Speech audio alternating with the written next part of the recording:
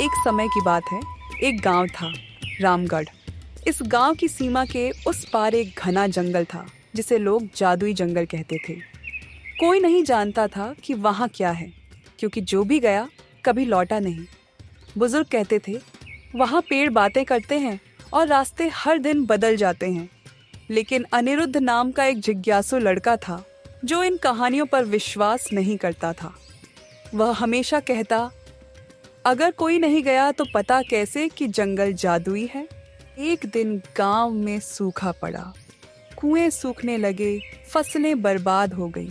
बुजुर्गों ने बताया, जादुई जंगल में एक नील झरना है जिसका पानी कभी सूखता नहीं, पर उसे खोजने के लिए साहस और समझदारी दोनों चाहिए।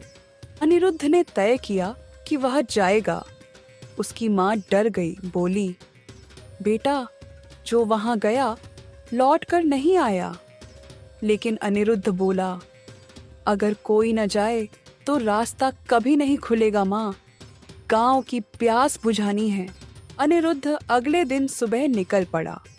जैसे ही उसने जंगल के अंदर पहला कदम रखा, ठंडी हवा का एक झोंका आया और पेड़ सरसराने लगे, मानो उसे देखकर जंगल जाग गया हो। 1 घंटे तक सब ठीक रहा, लेकिन जैसे जैसे वह अंदर गया, पेड़ों के आकार बदलने लगे, रास्ते घूमने लगे और धूप एकदम गायब हो गई।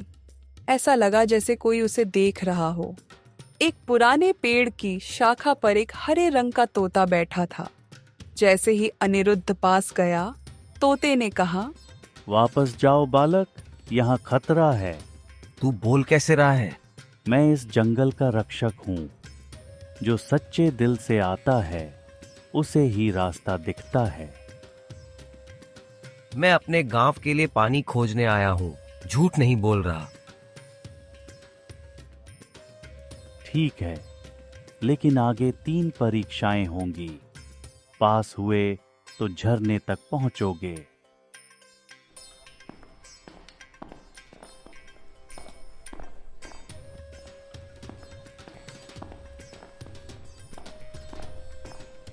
अनिरुद्ध एक गुफा में पहुंचा। अंदर अंधेरा और डरावनी आवाजें थीं।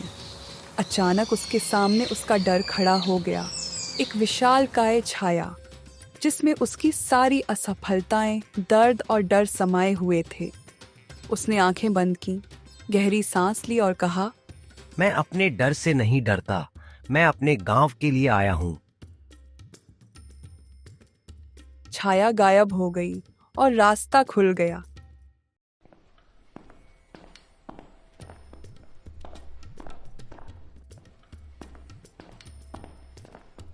अब वो एक जगह पहुंचा जहां सोने चांदी की बारिश हो रही थी। हीरा और खजाने बिखरे थे।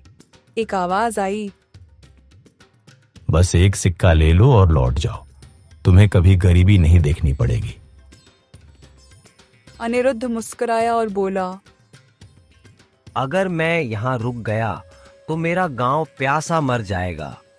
धन बाद में कमाया जा सकता है, पर जीवन नहीं।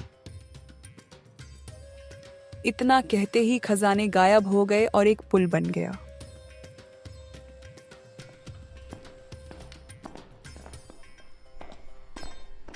अब वह एक झील के पास पहुंचा जहां उसे अपना प्रतिबिंब दिखाई दिया, लेकिन उसमें एक दूसरा अनिरुद्ध था। उस दूसरे रूप ने कहा, तू अपने नाम का हीरो बनना चाहता है, इसलिए आया है। गांव तो बहाना है। अनिरुद्ध चुप रहा, फिर बोला, शायद थोड़ा सच हो, लेकिन अब मैं सिर्फ अपने लिए नहीं सोचता। मेरी सोच में गांव पहले है। उसके जवाब से पानी चमक उठा और प्रतिबिंब मुस्कुराकर गायब हो गया। तभी झील से एक पतली जलधारा निकली जो एक पत्थर के नीचे से होकर एक झरने तक जाती थी। आखिरकार अनिरुद्ध नील झरने के सामने खड़ा था। नीले रंग का पानी धीरे धीरे बह रहा था, लेकिन उसमें अजीब सी चमक थी। जैसे ही अनिरुद्ध ने अपनी पानी की बोतल भरी, झरना बोल पड़ा, हर कोई यहां तक नहीं पहुंचता। ये पानी सिर्फ उसे मिलता है जो त्याग, सच्चाई और साहस से यहां आता है। अनिरुद्ध झुककर बोला, मैं अपने गांव के लिए ये पानी लेकर जाना चाहता हूँ। झरना हंस पड़ा और उसके सामने एक सीधा रास्ता खुल गया।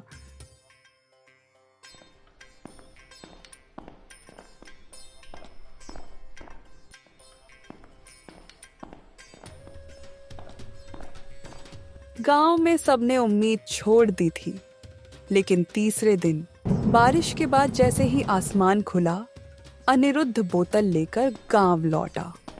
सब उसे देखकर हैरान थे।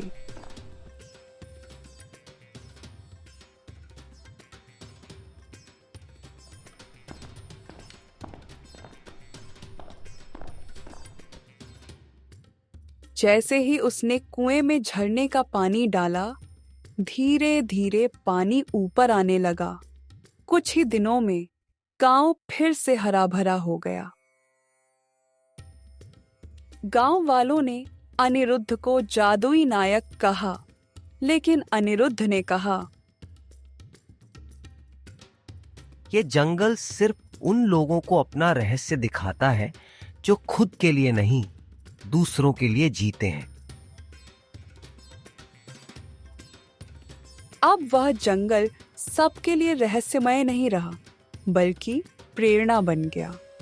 अनिरुद्ध ने जंगल के बाहर एक छोटा पुस्तकालय बनवाया, जहां वह बच्चों को साहस, सच्चाई और निस्वार्थता की कहानियां सुनाता था। और आज भी अगर आप उस जंगल के पास जाएं, तो पेड़ धीरे धीरे सरसराते हैं, जैसे किसी नायक को सलाम कर रहे हों।